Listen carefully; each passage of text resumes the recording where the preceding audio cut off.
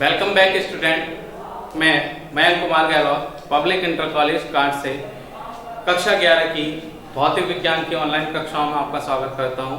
ठीक, हम पढ़ रहे हैं यहाँ पर भाग 2, ठीक, जिसमें लास्ट वीडियो में हम टॉपिक पढ़ रहे थे द्रवों के अवृत प्रवाह का समीकरण या अवृतता का सिद्धांत। ठीक, तो वहां पर आपको स्टेटमेंट बताया था, यानी कि कथन बताया था, जब कोई असंपीड्य तथा अशायन द्रव किसी धारा असमान अनुप्रस्थ परिच्छेद वाली नली में को धारा रेखीय प्रवाह में प्रवाहित होता है, तब नली के प्रत्येक बिंदु पर अनुप्रस्थ परिच्छेद का क्षेत्रफल तथा द्रवों के वेग का गुणनफल एक समान होता है, यानी कि एक नियतांक होता है, या फिर यहाँ पर लिख देंगे एक नियतांक होता है। तो ए बी बराबर क्या हो गया, नियतांक हो गया। यह हम सिद्ध कर रहे थे। हमने एक अनुप्रस्थ परिच्छेद की क्षेत्रफल की नली बनाई थी, जिसके x सिरे का क्षेत्रफल a1 और y सिरे का क्षेत्रफल कितना था, a2 था, और जिसमें x सिरे में जो प्रवेश कर रहा था द्रव, तब उसका वेग v1 था, और y2 सिरे में जब निकल रहा था तब उसका वेग कितना हो गया था, v2 यहाँ पर हो गया था। क्लियर है इतनी बात? अब क्या है, इसमें क्या निकालेंगे कि x सिरे में 1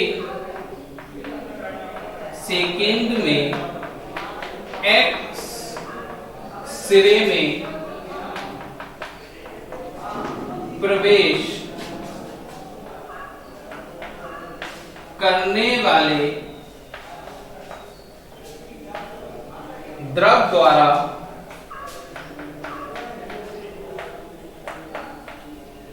चली गई, यहां पे लाइन खींच दिया। इसके बाद हम जाते हैं यहां पर चली गई दूरी। ठीक, अब दूरी बराबर क्या होता है, चाल बटे समय।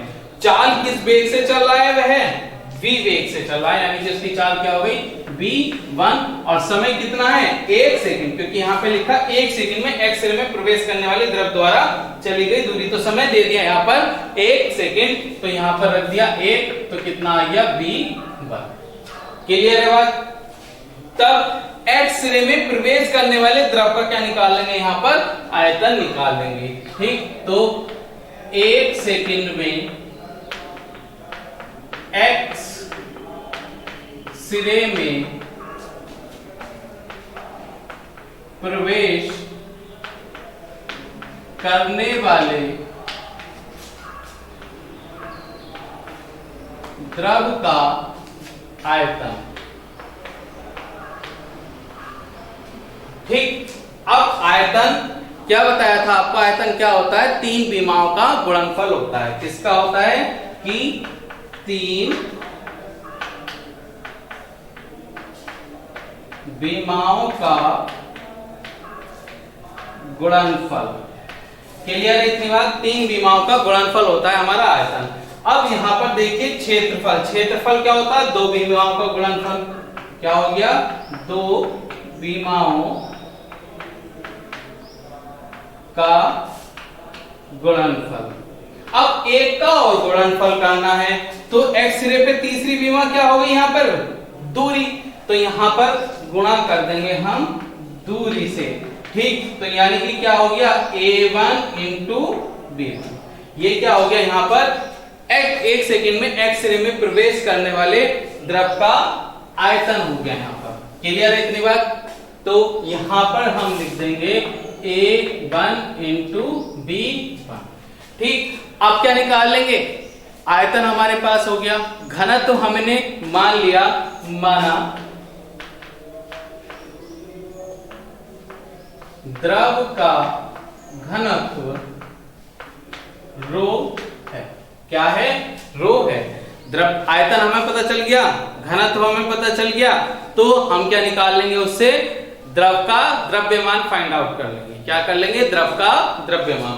तो वो कैसे निकलेगा, यहां पर लिख देंगे कि 1 सेकंड में x सिरे में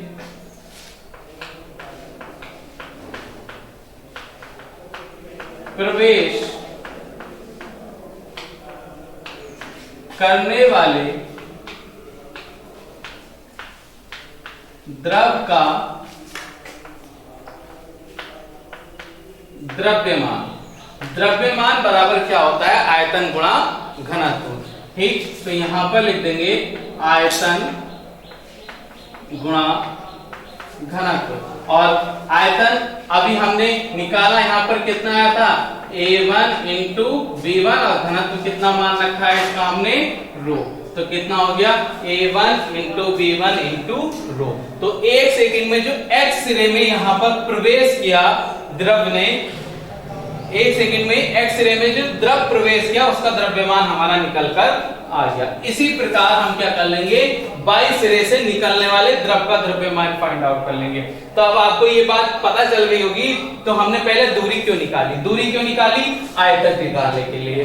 ठीक है, आयतन क्यों निकाला, द्रव्यमान निकालने के लिए। अब हमें 22 सेकंड पे क्या निकालना है, द्रव्यमान निकालना है। तो हम सेम यही प्रोसेस वहां पर अपनाएंगे।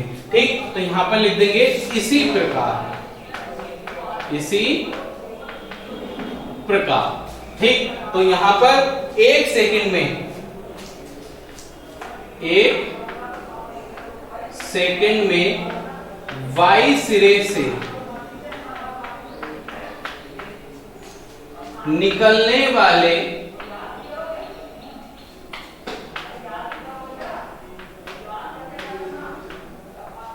द्रव के द्वारा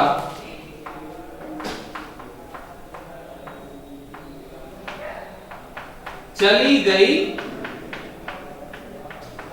दूरी क्या होगा, एक सेकंड में यहां से, समय हो गया हमारा एक सेकंड, और 4 यहां पर कितनी मानी थी इसकी, v2।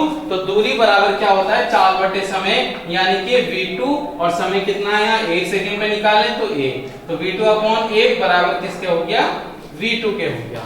ठीक, अब क्या निकाल लेंगे, x सिरे से एक सेकंड में निकलने वाले द्रव का आयतन निकाल लेंगे। तो वही लाइन हम यहां पर लिख देंगे कि एक सेकंड में x सिरे से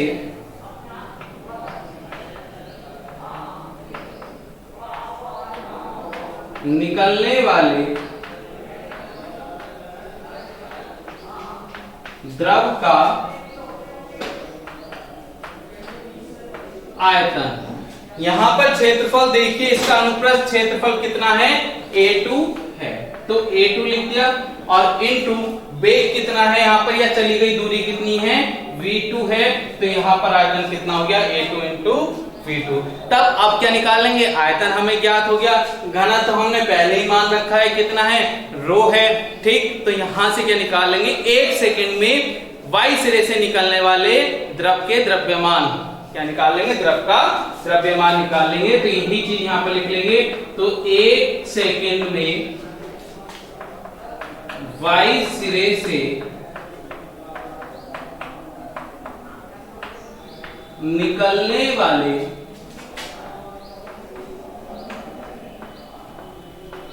द्रव का द्रव्यमान। अब द्रव्यमान क्या होता है, आयतन गुणा घनत्व। आयतन हमारा कितना आया, A2 इंटू V2, और घनत्व कितना मान रखा हमने, रो। तो यहां पर द्रव्यमान हो गया A2 into V2 into rho. Clear है इतनी बात। अब आपने देखा होगा कि आप जिस नली में कोई पानी डालते हैं, नली में आपने पानी डाला तो वो पानी क्या होता है, दूसरे सिरे से बाहर निकल जाता है। जितना पानी आपने डाला उतनी ही मात्रा दूसरे सिरे से बाहर की तरफ निकल जाती है। क्लियर है इतनी बात। तो वहां से यानी कि यहां से द्रव्यमान निकालने का मतलब क्या हुआ कि x सिरे में जितना पानी प्रवेश किया उतना ही y सिरे से क्या आ गया, बाहर की तरफ आ गया। क्लियर है, यानी कि x सिरे में जितना पानी हमने डाला उतना ही पानी ये y सिरे से क्या आ गया, बाहर की तरफ निकल आया। एक सेकंड में x सिरे में जितना प्रवेश किया, एक सेकंड में y सिरे से वो उतना ही बाहर आ गया। ये वाला कॉन्सेप्ट हम आगे लगाते हैं, तो इसलिए यहां पर इसका स्टेटमेंट में रफ करता हूं।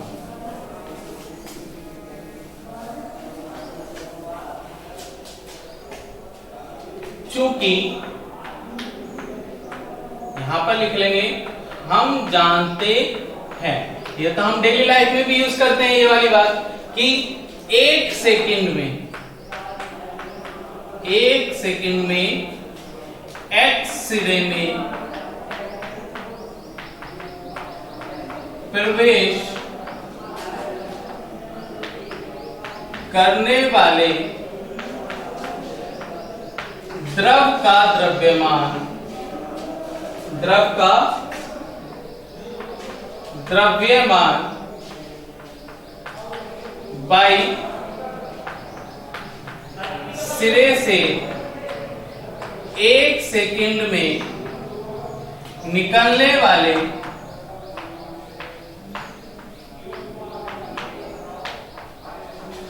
द्रव के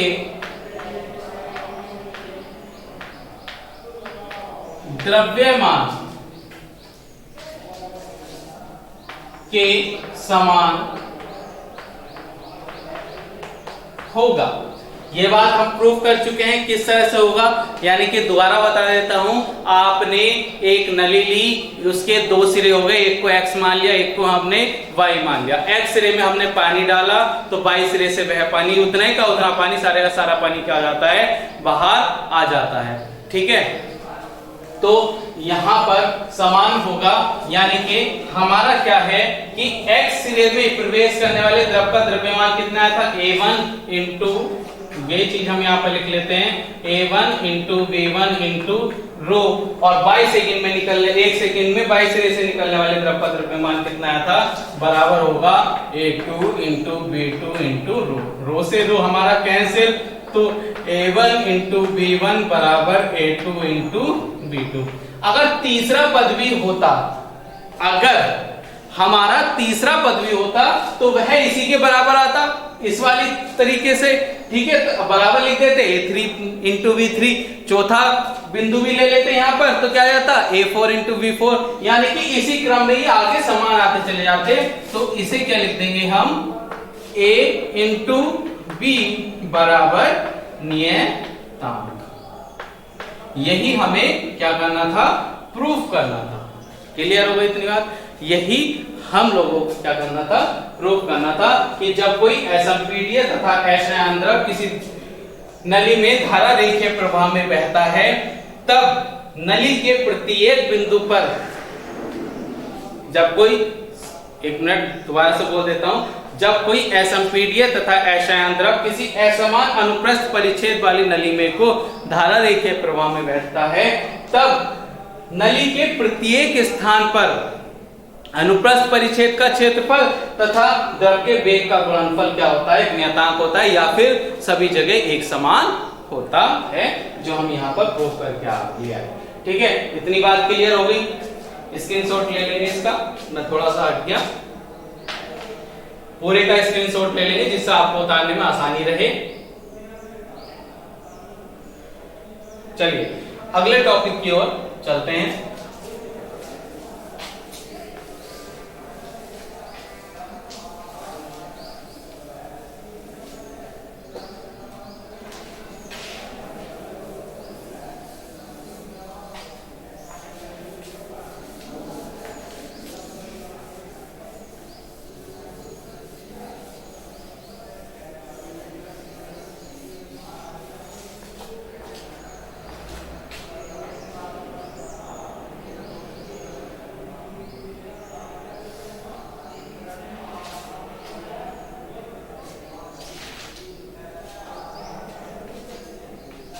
यहां पर हेडिंग डाल लेते हैं हम, प्रवाहित द्रव की विभिन्न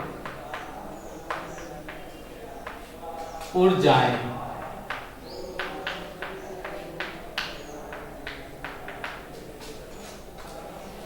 ठीक है, यहां पर हमने हेडिंग डाल लिया कि विभिन्न प्रवाहित द्रव की विभिन्न ऊर्जाएं। ठीक है, अब क्या होता है जब कोई द्रव प्रवाहित होता है, यानी कि वह क्या है, एक स्थान से दूसरे स्थान की ओर जा रहा होता है। यानी कहने का मतलब क्या है, एक स्थान से दूसरे द्रव का वह गुण जब वह एक स्थान से दूसरे स्थान में जाता है तो वह क्या होता है, यानी कि बहने लगता है। द्रव का वह गुण क्या कहलाता है, बहने का गुण कहलाता है, यानी कि वह प्रवाहित होता है। तब उसके अंदर कौन कौन सी ऊर्जाएं होती हैं, तो मुख्य रूप से कितनी ऊर्जाएं होती हैं प्रवाहित द्रव के अंदर, 3 ऊर्जाएं होती हैं। तो ये बात हम लिख लेते हैं कि प्रवाहित द्रव के भीतर निम्नलिखित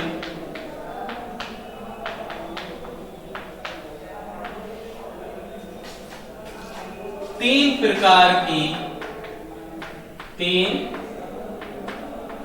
प्रकार की ऊर्जाएं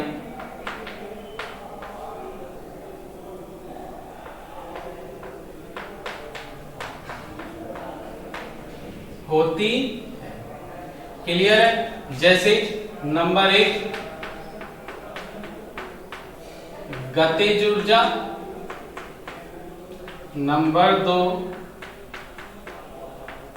स्थितिज ऊर्जा और नंबर 3 दाब ऊर्जा। तो सबसे पहले इसमें हम पढ़ते हैं गतिज ऊर्जा। क्या पढ़ते हैं? गतिज ऊर्जा कि किसी प्रवाहित द्रव की गतिज ऊर्जा क्या होती है। तो मैं इसमें बता देता हूं आपको। जब कोई द्रव प्रवाह होता है यानी कि गति होती है, तो किसी द्रव में गति के कारण